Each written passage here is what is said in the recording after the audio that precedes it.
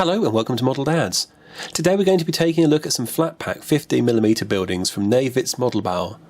Najewitz-Modellbau manufacture a range of 28 and 20mm scenery for Normandy, North Africa and the Middle East, the ancient world and the early 19th century. 2014 has seen their 15mm range widened to include Italian, timbered and Norman buildings, three of which we'll look at here. Now, I freely admit to being a fan of Najewitz-Modellbau's work, as the then only manufacturer of a 1/100th scale Café Gondry and Pegasus Bridge before these became 10 a penny.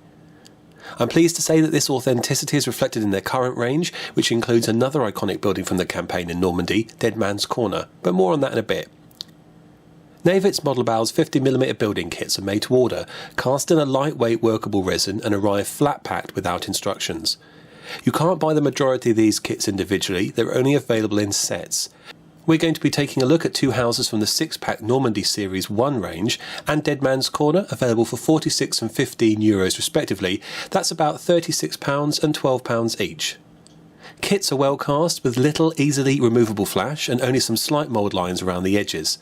Some of the finer details suffer from air pockets, but surface details are otherwise clear with some excellent attention to detail with shutters, drain pipes, door handles and window frames all neatly modelled. No interior floors are provided and roofs cannot reasonably be assembled without gluing them onto the walls first. Each of the samples came with two chimneys which were assembled by gluing two halves together.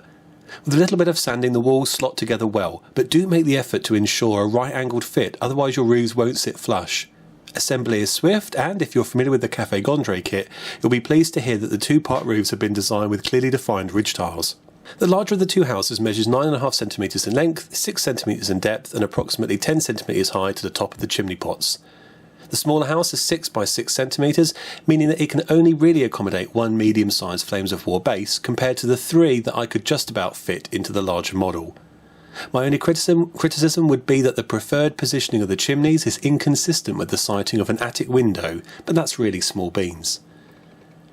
With the dubious honour of being the HQ and then an aid post for the 6th Fallschirmjäger Regiment, Dead Man's Corner comes similarly packaged.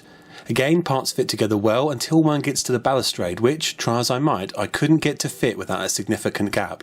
This was a surprise given the precision of these kits in general, and I had to make up a replacement using plasticard, which was a little disappointing. Otherwise, surface details are good, with the kit bearing an admirable likeness to the real site, which I had the privilege of visiting over the summer and can thoroughly recommend.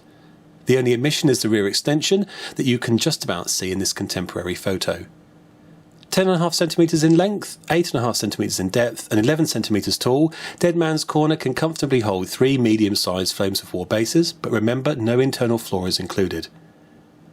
Najewitz-Modellbau's 15mm Normandy buildings are a very welcome and affordable addition in the crowded marketplace of 1/100 scale buildings. Why?